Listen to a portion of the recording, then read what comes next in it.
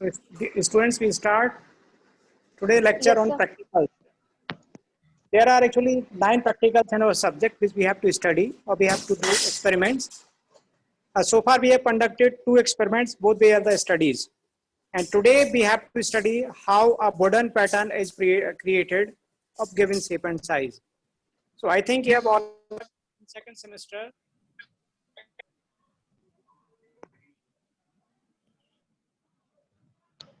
Sir hello sir तो नहीं है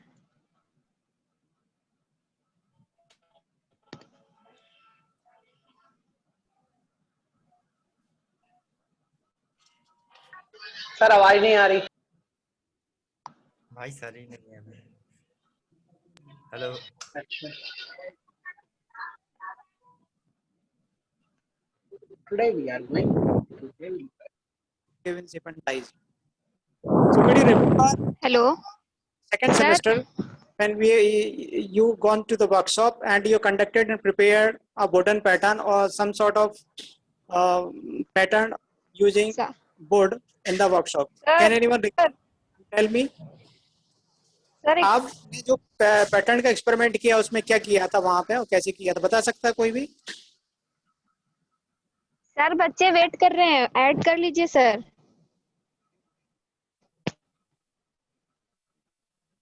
अपने आप को अनम्यूट करो बोलो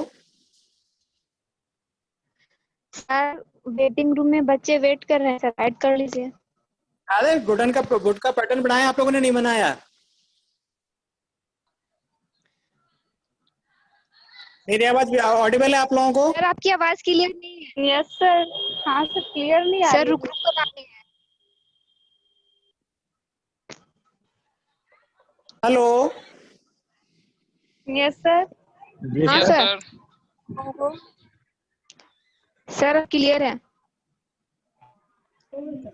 किसी को याद नहीं है तो चलो मैं बताता हूँ आप लोगों को तो first of all we have to sir consider आपकी द आवाज definition क्लियर of नहीं है pattern using board.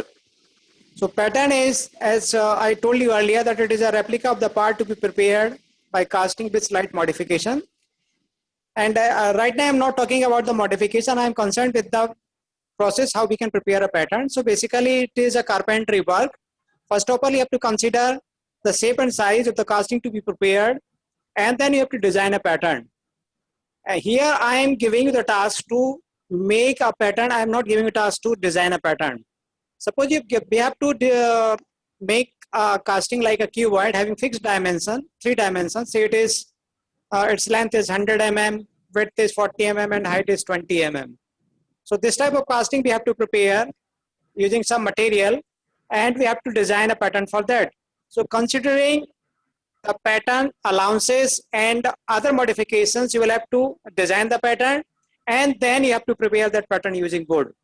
So before starting the work, you should have board material before you, and you should have the necessary tools needed for preparing the Bourdon pattern. So what are the materials, what are the tools which are needed? So I have written the list of tools used in preparing Bourdon pattern here. There are measuring and marking tools like carpenter's rule, marking gauge, marking knife, tri-square, and divider. I think you will be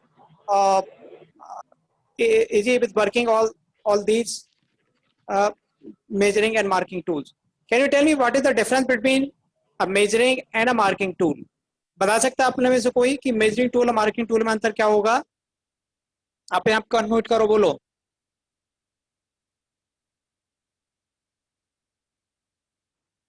क्या बात है सब लोग ठंडे पड़ गए बिल्कुल से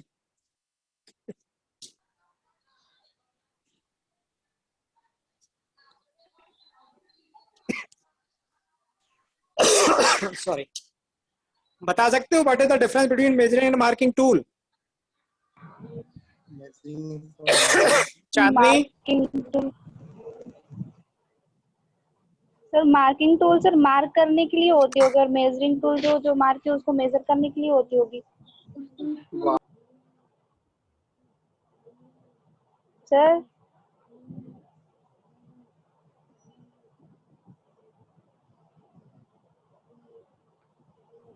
हेलो कोई बता सकता है कि मेजरिंग और मार्किंग टूल में डिफरेंस क्या होता है? अरे भाई कोई तो अनम्यूट करो अपने आप को। आर्यन जाटव। सर नहीं मालूम। मगर बेटे, नहीं मालूम। आवाज उतनी क्लियर नहीं आ रही sir. Aryan Jatav. No sir, नहीं मालूम। Hello. Yes sir. Hello. No, नहीं आवाज मालूम सर। आ रहा हूँ आप लोगों को, मैं माइक कनेक्ट करता हूँ।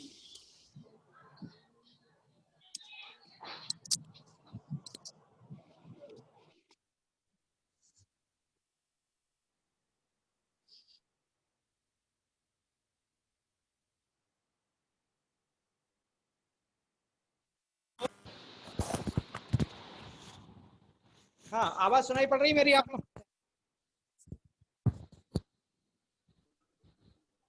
हेलो। हाँ बेलो बेटे बोलो, क्या डिफरेंस होता है मेजरिंग मार्किंग टूल में? हेलो। सर स्केल से कोई मतलब हाँ सर। सर स्केल से किसी चीज का मार्किंग सर करते हैं और वर्नियर सर मार देखो जैसे इसमें लिखा हुआ मार्किंग गेज, ये मेजरमेंट यस नहीं कर सकता है लेकिन एक निशान लगाने के काम में आता है। While using carpenter yes seal, you sir. can do measurement. Marking knife, marking gauge, uh, divider. These are used for marking purpose. Divider can also be used for measuring purpose. ठीक है ना? So two types of tools are needed for measuring. For measuring and marking. Then holding and supporting we use a carpenter vise, or that is also known as bench vise. ठीक है ना? Bench vise can be used, but its good name is carpenter's bench vise, carpenter's workbench. Then for imparting the force, we have to use mallets and hammer. There lies some difference between mallet and hammer. A hammer, you already know it is made up of steel, whereas a hammer shaped wooden object is known as metal. Mallet, it is used for transferring is minimum amount of force onto the workpiece. Actually would जो रहता है वो बहुत soft होता है, जिसमें hammer से कई जगह, वैसे हम हैमर से काम करते हैं वहां पे, और मैलेट से भी करना पड़ता है। यदि हम फोर्स बहुत कम अमाउंट में ट्रांसफर करना चाहते हैं तो हमें मैलेट का इस्तेमाल करना पड़ता है। और बिल्कुल ये दिखता कैसा है? ये हैमर जैसे ही दिखता हेलो है। किसका बना होता है? मैलेट का बना होता है। ठीक है बेटे? सर। Yes sir. हाँ बोलो। हाँ सर स्टूडेंट्स वेट कर रहे हैं वेटिंग रूम में।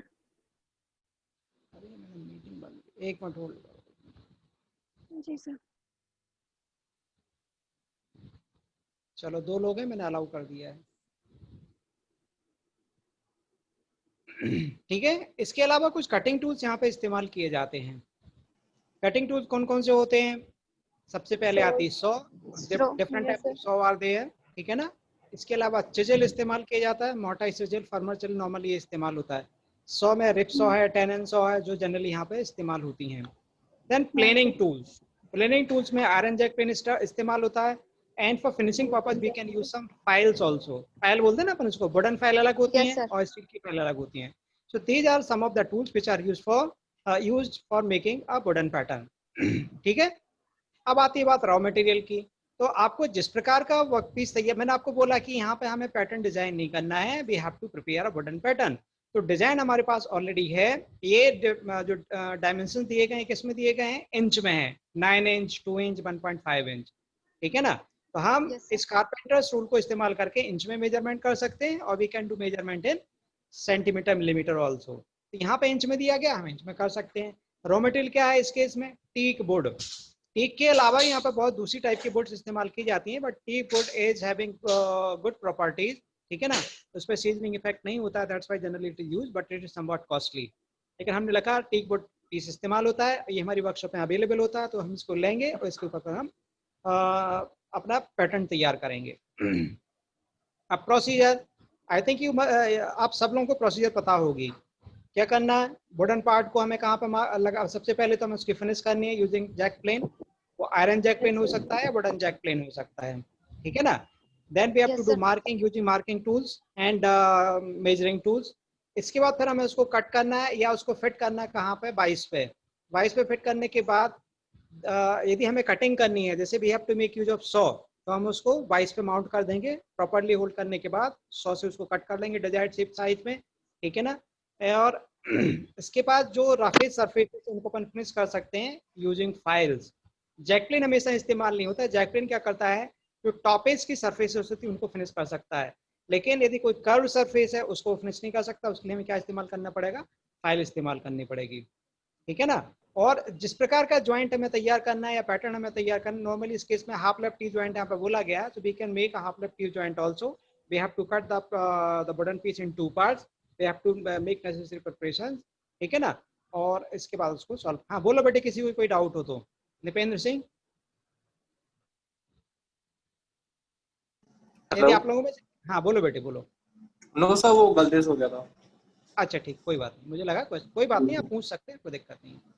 अब हमने जो चीज़ बनाई हुई है, देखो बनाने की प्रोसेस बिल्कुल ये बहुत आसान है। आप लोगों ने ऑलरेडी ये वुड वर्किंग शॉप मतलब कारपेंट्री शॉप ने कुछ ना कुछ जॉब तो बनाया ही होगा, बनाया नहीं बनाया आप लोगों ने, ठीक है ना। तो उसी का एक्सटेंशन है, उसको हम क्या कर रहे हैं, एक सिंपल टाइप का पैटर्न वहाँ पे तैयार कर रहे होते हैं, उसके शेप और साइज दे रहे होते हैं।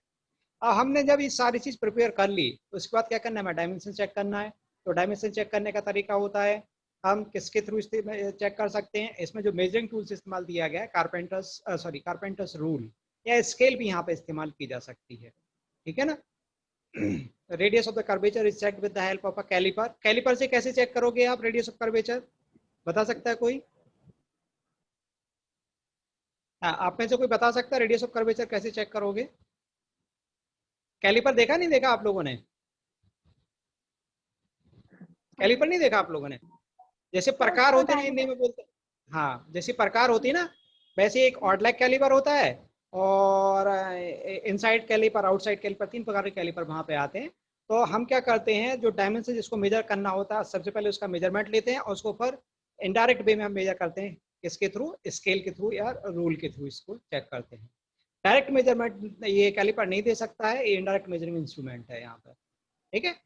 जैसे स्केल होती है या कारपेंटर्स रूल होती है, उससे अपन सीधे सीधे मेजरमेंट कर सकते हैं, कैलिपर से मेजरमेंट नहीं कर सकते हैं। जैसे प्रकार होती है जिसको अपन उसको ओपन भी कर सकते हैं और इन भी कर सकते हैं। तो हम पहले क्या करेंगे, उस वर्कपीस का डायमेंशन लेंगे और उसको फिर चेक करेंगे किसके द्वारा, एक स्केल के द्वारा या कारपेंटर्स रूल के द्वारा। तो इस प्रकार से हम डायमेंशन चेक करेंगे, ठीक है। रिजल्ट जो आप बनाओगे उसको वॉल ब्रैकेट ज्वाइंट का इसमें लिखा गया है तो वॉल ब्रैकेट ज्वाइंट का अपन यहाँ पे तैयार कर सकते हैं। Precautions which are necessary to be followed in while working in workshop. Actually इसमें जो कई बार आपने देखा होगा, आपके मित्रों ने जब काम किया होगा तो हल्की सी चोट वहाँ पे लग जाती है।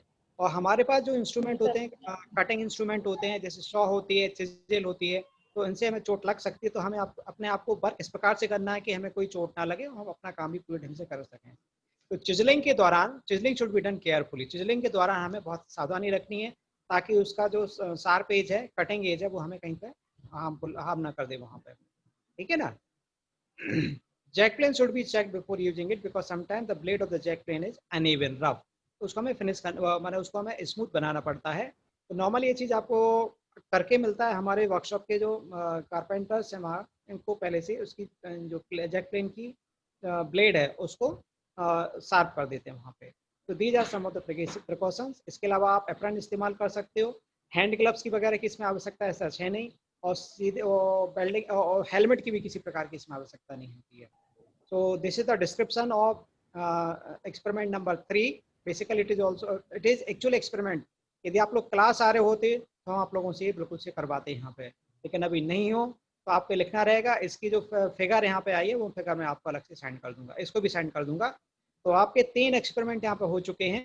Experiment number 1 study of tools used in foundry forging, उसमें था ना अपना welding shop. Experiment number 2 tools used in machining, और एक्सपेरिमेंट नंबर 3 आ गया, ये एक्चुअल एक्सपेरिमेंट है जिसमें हमें प्रिपेयर करना था। यदि आपकी क्लासेस लग जाती है तो हम आपको वर्कशॉप में बुला के करवाएंगे, यदि नहीं हो पाएगा तो आपको लिखना रहेगा, अपनी फाइल प्रिपेयर करते रहिए और घर पे सब लोग, ठीक है।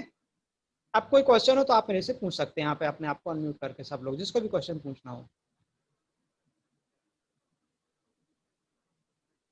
कोई डाउट मेरे ख्याल से यहाँ पे होगा नहीं। तो एक और एक्सपेरिमेंट ले लूँ क्या मैं अभी इसमें आपको दिखाने के लिए? यदि आप लोग यस सर। चलो हम एक और एक्सपेरिमेंट दिखा देते हैं।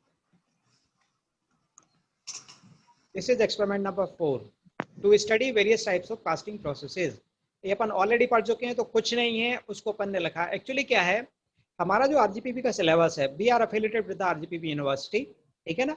उनके सिलेबस में जो लिखा होता है हमें वो फॉलो करना पड़ता है। तो उसमें लिखा है study of various types of casting processes.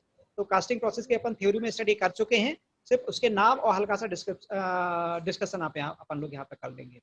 Casting process describe करने की जरूरत नहीं है, आप सब लोग जानते हो।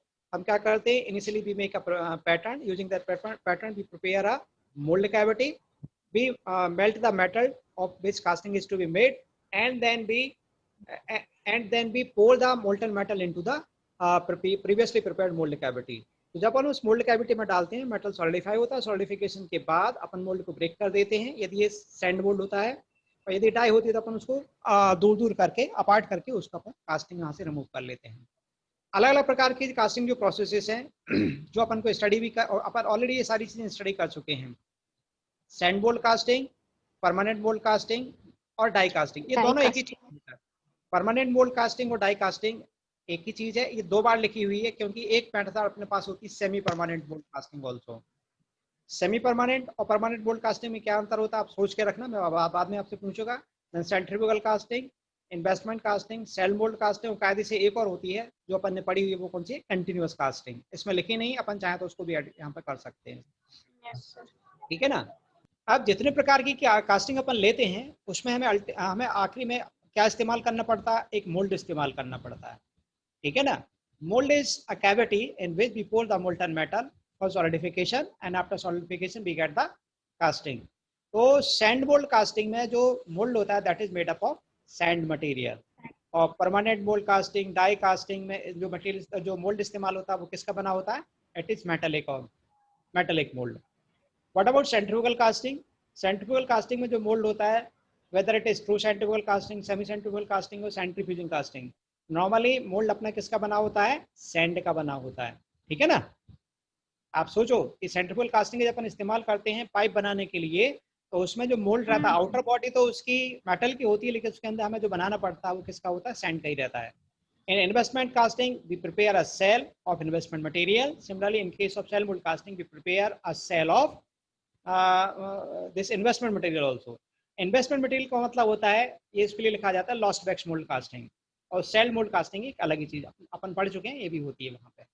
तो एक क्वेश्चन मैंने आपको दिया था ये डिफरेंशिएट करने के लिए कि परमानेंट मोल्ड कास्टिंग और सेमी परमानेंट मोल्ड कास्टिंग में अंतर क्या होता है, कोई बता सकता है क्या? इससे रिलेटेड एक क्वेश्चन मैंने आपको पूछा था आपकी आज की क्विज में, इनडायरेक्ट क्वेश्चन था वो। कोई भी बता सकता है कि सेमी परमानेंट मोल्ड कास्टिंग और परमानेंट मोल्ड कास्टिंग में क्या अंतर होता है? नहीं बता पाओगे? बोलो। सर सेमी परमानेंट कास्टिंग वो है जिसमें अपन, एक मिनट, बोलो बेटा बोलो। सर परमानेंट तो सर वो कास्टिंग हमेशा के लिए रहती है, लेकिन सेमी परमानेंट को अपन चेंज कर सकते हैं। नहीं नहीं नहीं, गलत समझ रहे हो। कोई भी सही आंसर दे सकता है आप लोगों में से? ये मान के चलो उसके 1 नंबर ऐड हो जाएगा, मेरी तरफ से दूंगा मैं अलग से उसको 1 नंबर। यदि कोई भी सेमी परमानेंट मोल्ड कास्टिंग और परमानेंट मोल्ड कास्टिंग में अंतर बताता है तो परमानेंट मोल्ड कास्टिंग में मोल्ड मेटल का बना रहता है। कौन बोल रहा है? बबली। बबली हाँ बोलो बेटे।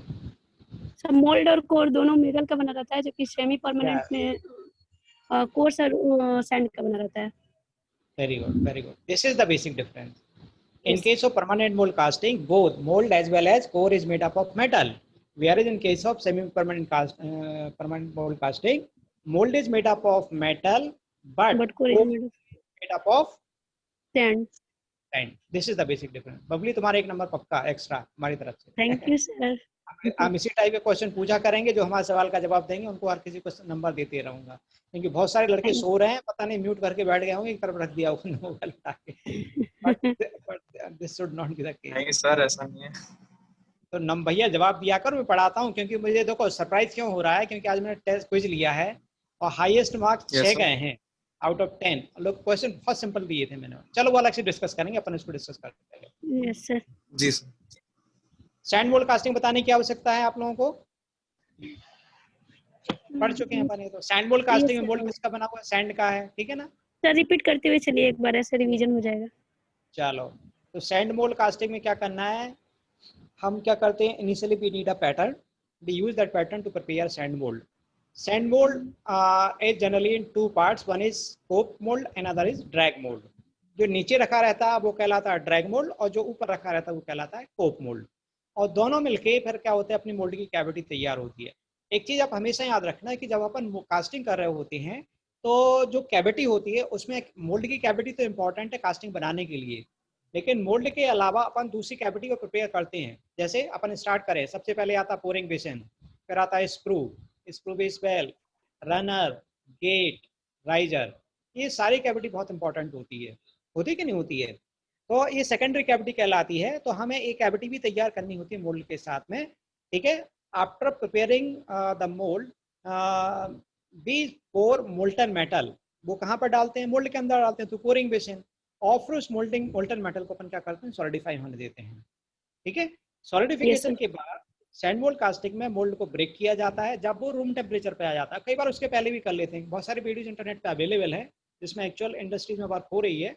Before coming the casting to room temperature they break the mould, ठीक है, and take out the casting, और फिर उसको अलग ढंग से उसकी कूलिंग करा लेते हैं, ठीक है। So this could also happen.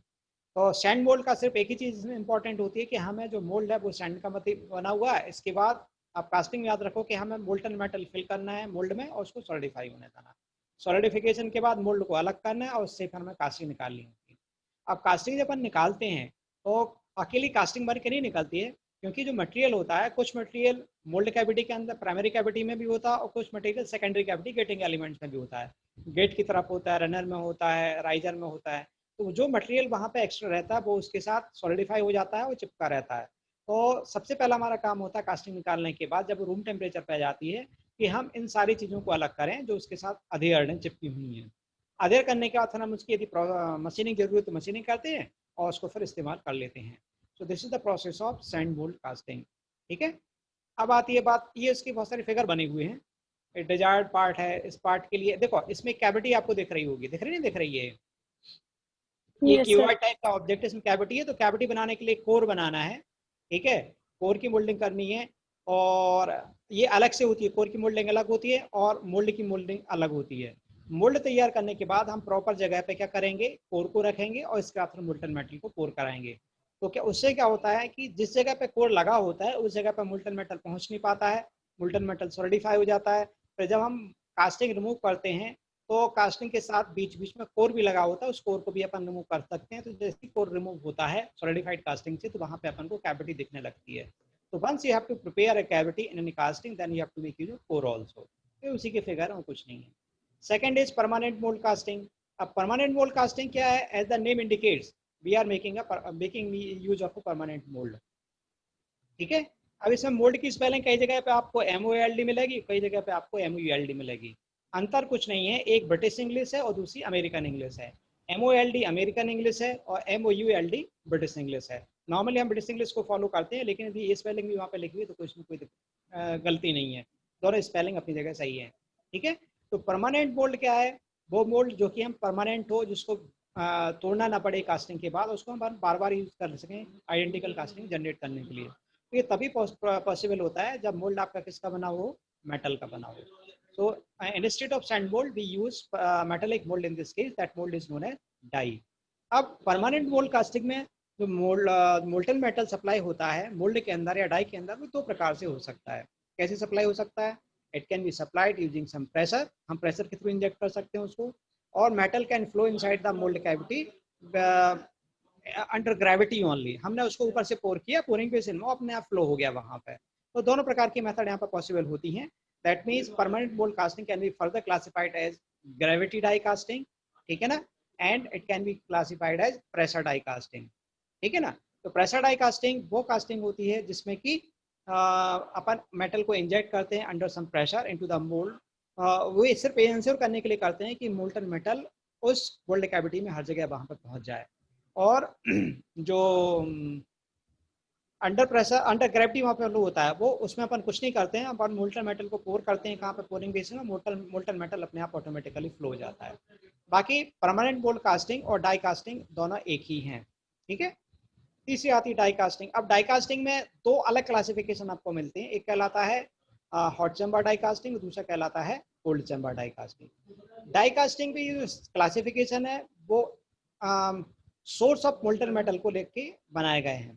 In case of hot chamber die casting, the source of molten metal of furnace is an integral part of the die casting machine. But in case of cold chamber die casting, furnace is situated outside. That means furnace is not an integral part of the die casting machine.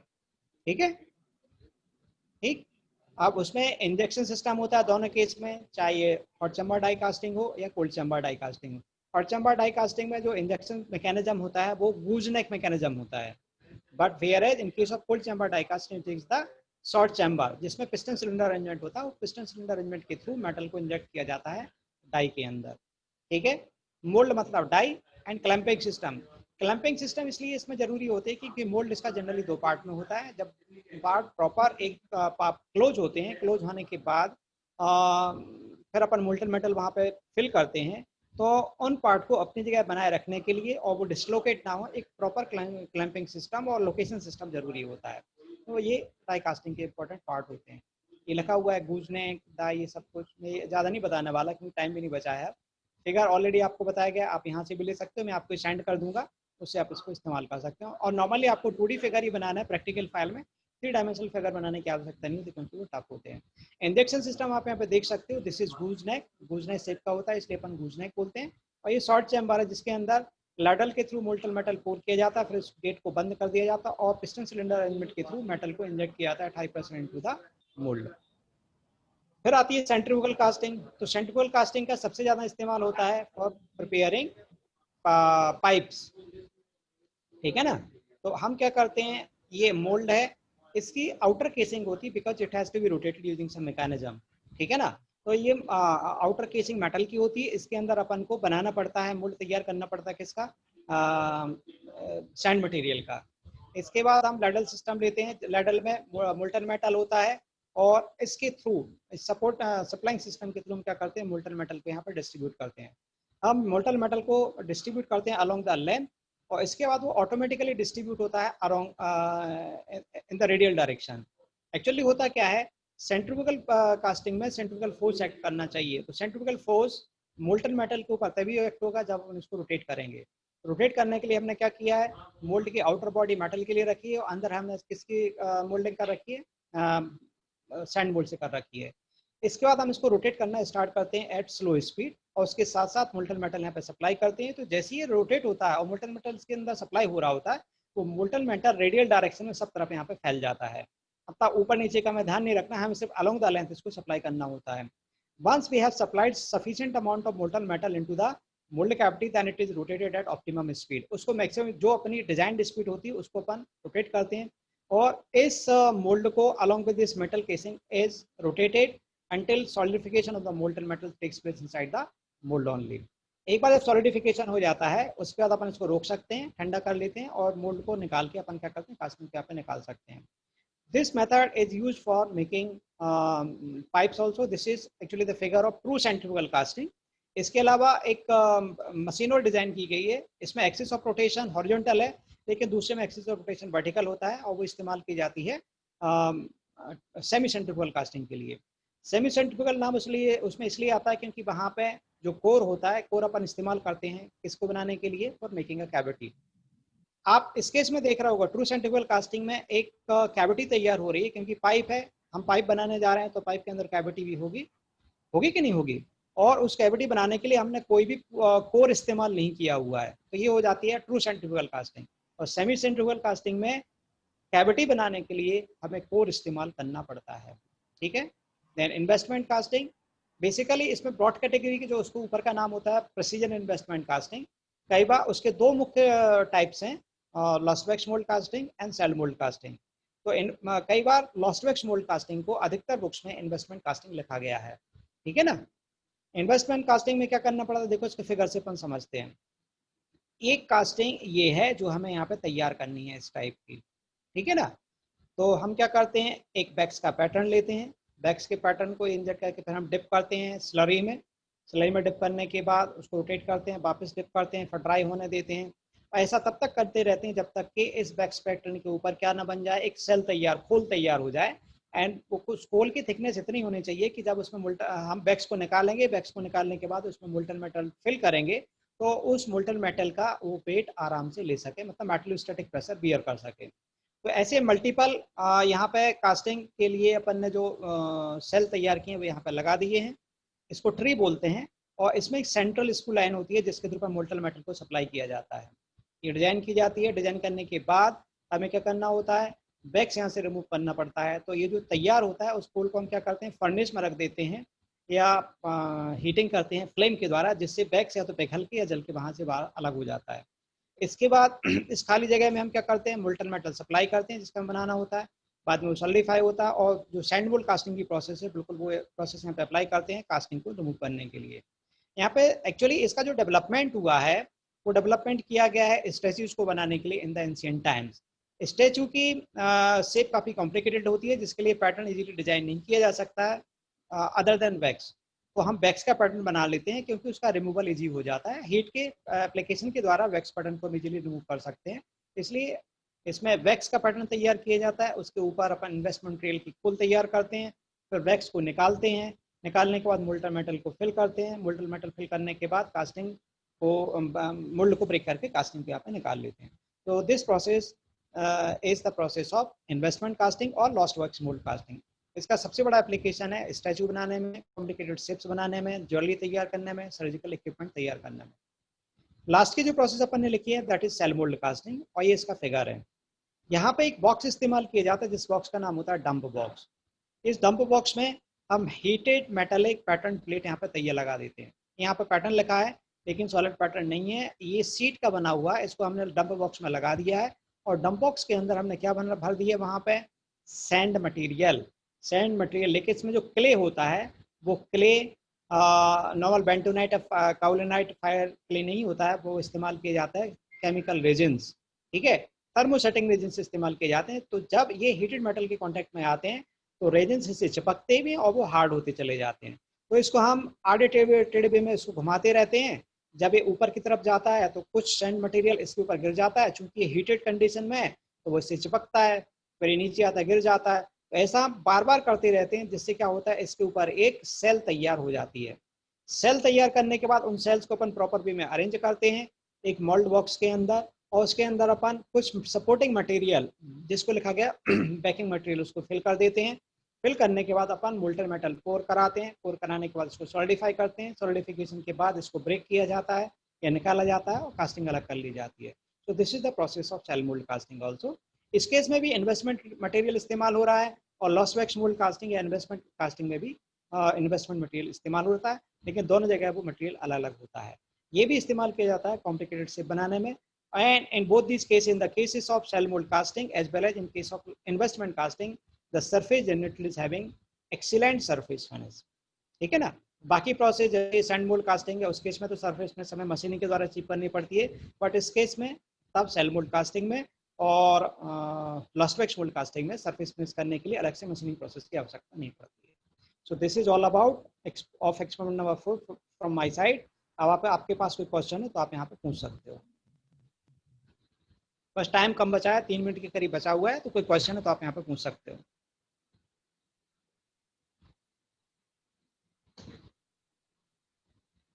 यदि किसी को कोई question पूछना है तो अपने आप को अनम्यूट करो, अदरवाइज मीटिंग। हाँ बोलो बेटे। सर जो लास्ट सेल मोल्ड कास्टिंग आपने बताई इसमें मतलब हाँ। सिर्फ पर्टिकुलर बॉक्स के अंदर ही हम वो मतलब मोल्ड तैयार करते हैं? नहीं, इसमें वैक्स इस्तेमाल नहीं होता है। देखो मैं फिर से आपको दिखा देता हूँ यहाँ पे। देखो इसमें हमने क्या किया, हीटेड मेटालिक पैटर्न ले लिए। ये मेटल पैटर्न किसका बना है, प्लेट का बना है और मेटल की प्लेट का बना हुआ है, ठीक है। जैसे मान लो अपन को क्या बनाना है, एक डस्टर जैसा ऑब्जेक्ट क्यूबाइड बनाना है, ठीक है। तो क्यूबाइड में क्या है, यहाँ पे हमें जो दिखेगा वो क्यूबाइड शेप की खाली जगह दिखेगी, तो 2 पार्ट में बनाई जाएगी। तो हमने ये प्लेट ली और उसको हीट करके यहाँ पे रख दिया डंप बॉक्स के अंदर। साथ ही साथ उस डंप बॉक्स में हमने क्या डाल दिया है, सैंड प्लस थर्मोसेटिंग रेजिन्स जो कि क्ले का काम करेगी वहाँ पे। फिर इसको धीमे धीमे करके घुमाते हैं। तो यहाँ पे वैक्स के पैटर्न की आवश्यकता नहीं है। ये जो पैटर्न है वो किसका बना है, मेटल की सीट का बना हुआ है। मेटल की सीट गर्म है, तो जब ये इन्वेस्टमेंट मटेरियल इस गर्म पैटर्न प्लेट के पास कांटेक्ट में आएगा तो क्या होगा, वो इसमें चिपकेगा। और इसमें जो रेजन वो कैसा थर्मोसेटिंग रेजन है, तो टेम्परेचर की वजह से क्या होगा, वो हार्ड होता जाएगा। तो हम इसको धीमे धीमे करके डंप बॉक्स को रोटेट कराते रहेंगे तो कुछ मटेरियल इसके ऊपर चिपकता रहेगा। अल्टीमेटली क्या होगा, इसके ऊपर एक पर्टिकुलर थिकनेस की एक खोल तैयार या सेल तैयार हो जाएगी। तो हमने एक पार्ट के लिए पहले तैयार कर ली और फिर आधे पार्ट के लिए तैयार कर ली, फिर इन दोनों को अरेंज किया। अरेंज करने के बाद एक फ्लास्क में रखा और फ्लास्क के बीच में अपन ने सपोर्टिंग मटेरियल, बैकिंग मटेरियल भर दिया। नॉर्मली ये कास्ट आयरन सॉल्ट लिखा गया, इसका नाम CI salt, CI cast iron का पाउडर टाइप का लिखा गया है, या कोई दूसरे मटेरियल भी यहाँ पे हो सकता है। तो क्या होगा कि ये दोनों चीजें जब इसमें मोल्टन मेटल डालेगा तो अपन डालेंगे तो ये खिसकेंगे नहीं, अपनी जगह प्रॉपर वे में बंधे रहेंगे। ठीक है, इसके बाद इसको अपन पोरिंग करते हैं और मटेरियल सॉलिडिफाई होता है। जबकि इस केस में क्या हो रहा था, इस केस में तो आप वैक्स पैटर्न इस्तेमाल कर रहे हो। ठीक है, वैक्स पैटर्न से अपन ने एक कास्टिंग मतलब एक पैटर्न तैयार कर लिया। पैटर्न तैयार करने के बाद उसको डिप, एक फिगर इसमें दिखाया नहीं गया है, उसको अपन ने डिप किया इन्वेस्टमेंट मटेरियल में, जो कि स्लरी होती है। ठीक है, स्लरी किसकी होती है, उसमें सैंड ग्रेन्स हैं और कुछ दूसरी चीजें होती हैं। वो स्लरी इसके ऊपर चिपक जाती है। चिपकने के बाद अपन उसको ड्राई करते हैं, फिर वापस फिर डुबोते हैं, फिर उसको ड्राई करते हैं और घुमाते रहते हैं। तब तक किया जाता है जब तक कि इस वैक्स पैटर्न के चारों तरफ एक खोल तैयार ना हो जाए, जो कि 10 mm, 15 mm, 20 mm तक की थिक हो। फिर उस वैक्स पैटर्न की जो खोल अपन ने तैयार की है, ठीक है, उसको अपन एक ट्री के रूप में अरेंज करते हैं। अरेंज करने के बाद फिर क्या किया जाता है, हमें इसके बीच में से वैक्स निकालना है, तो हम इसको ओवन में रख देते हैं। ओवन में रखने से क्या होता है, वैक्स पिघल के बाहर होता है या जल के खत्म हो जाता है। तो अभी खाली जगह अपन के पास बच जाती है। ठीक है ना, और ये रहता है यहाँ पे स्क्रू, इसमें पोरिंग बेसिन स्क्रू सीधा से एक ही रहता है। तो वहां से अपन मोल्टन मेटल पोर करते हैं और फिर सॉलिडिफाई होने देते हैं। तो वैक्स जो पैटर्न इस्तेमाल हो रहा है वो सिर्फ लॉस्ट वैक्स मोल्ड कास्टिंग में या इन्वेस्टमेंट कास्टिंग में इस्तेमाल हो रहा है। ठीक है ना, लेकिन सेल मोल्ड कास्टिंग में वैक्स पैटर्न इस्तेमाल नहीं होता है। और कोई क्वेश्चन हो, क्योंकि बस लेस देन 1 मिनट बचा, कुछ सेकंड ही बचे हैं अपने पास। कोई क्वेश्चन, अदरवाइज बंद करें बेटा meeting. Yes sir. Yes sir. Yes sir. Thank you sir. Okay, thank you बेटा। Thank you sir, thank you. Thank you sir. Okay बेटा, मैं